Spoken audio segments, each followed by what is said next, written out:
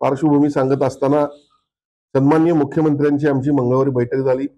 या बैठकीला ज्येष्ठ मंत्री सन्माननीय हसनजी मुश्रीफ होते, कोल्हापूर जिल्ह्याचे पालकमंत्री सन्माननीय प्रकाश आबिटकर होते, माजी खासदार सन्माननीय संजय मंडलिक होते, त्याचबरोबर शिवसेनेचे आता जिल्ह्याचे समन्वयक नाना कदम होते, शिवसेनेत नव्यानं आलेले आपले रमेश पुरेकर होते, त्याचबरोबर काही आणखीन लोक आम्ही होतो। आणि या बैठकीमध्ये आमची सन्माननीय मुख्यमंत्र्यांची बैठक झाली आणि मुख्यमंत्र्यांनी नियोजनचे सचिव आपले युडीचे सचिव गोविंदराज यांच्याशी चर्चा केली। साधारणतः एकूण राज्यामध्ये 120 प्रस्ताव हद्दवाढीचे म्हणजे नगरपालिकांचे असतील, महानगरपालिकेचे असतील आणि विविध माध्यमातून असतील, हे प्रस्ताव प्रलंबित आहेत।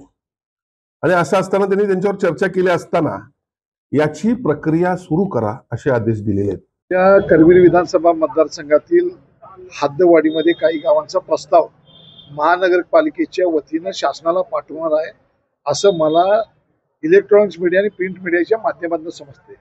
अशी कोणतीही बैठक मंत्रालयामध्ये झालेली नाही असं मला वाटतंय, कारण कुठल्याही बैठकीला हद्दवाढीचा जर विषय असेल तर संबंधित मतदारसंघातील जे गावं हद्दवाढीसाठी येणार आहेत तिथल्या लोकप्रतिनिधींना बैठकीला बोलवलं जातं।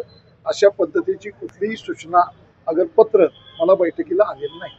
राजेश क्षीरसागर यांचं म्हणणं आहे की आता हद्दवाढ ही दृष्टिक्षेपात आलेली आहे आणि आयुक्तांना त्यांनी निवेदन देखील दिलेलं आहे की आता या सगळ्या गावांना जी काही संबंधित गावं समाविष्ट करायचे त्यांना त्या संदर्भातील नोटीस किंवा त्या संदर्भात राजेश क्षीरसागर शहराचं प्रतिनिधित्व करतात, त्यांना हद्दवाढ पाहिजे, त्यामुळे ते ज्या विभागाचं प्रतिनिधित्व करतात तिथल्या लोकांचं जे म्हणणं असेल त्याप्रमाणे ते पत्र देतात, त्यांची ती कार्यपद्धती असेल।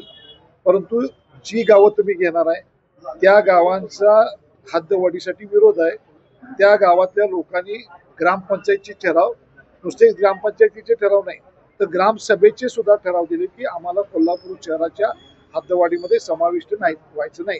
आणि शेवटी लोकशाही प्रक्रियेमध्ये जी गावं तुम्ही समाविष्ट करणार आहे त्या गावांचा विचार केल्याशिवाय असं लोकशाहीमध्ये असं कोणतेही ग्रामसभेचे ठराव किंवा ग्रामपंचायतीचे ठराव जुडकारून डायरेक्ट सरकार तशा पद्धतीनं कोणती अधिसूचना काढणार नाही। कोण सहमत आहे आणि कोण नाही सहमत आहे ह्याच्यापेक्षा ज्या गावांना तुम्हाला हद्दवाढीमध्ये समाविष्ट करायचं आहे त्यांची संमती आहे का नाही बघितलं पाहिजे ना। एखाद्या ठिकाणी लग्न करत असताना मुलग्याला आणि मुलगीला दोन्ही पसंत पाहिजे, त्याशिवाय होत नाही। माझी भूमिका ही पहिल्यापासून स्पष्ट आहे आणि सुस्पष्ट आहे की माझ्या मतदारसंघातील लोकांचं जे म्हणणं आहे तेच माझं म्हणणं आहे की मी ज्या भागात प्रतिनिधित्व करतो मला काय महापालिकेच्या कारभारावर किंवा बाकीच्या गोष्टी करायचं नाही। ज्या लोकांना हद्दवाढीमध्ये यायचं नसेल तर हद्दवाढीमध्ये त्यांचा समावेश मनाच्या विरुद्ध करणं हे चुकीचं आहे।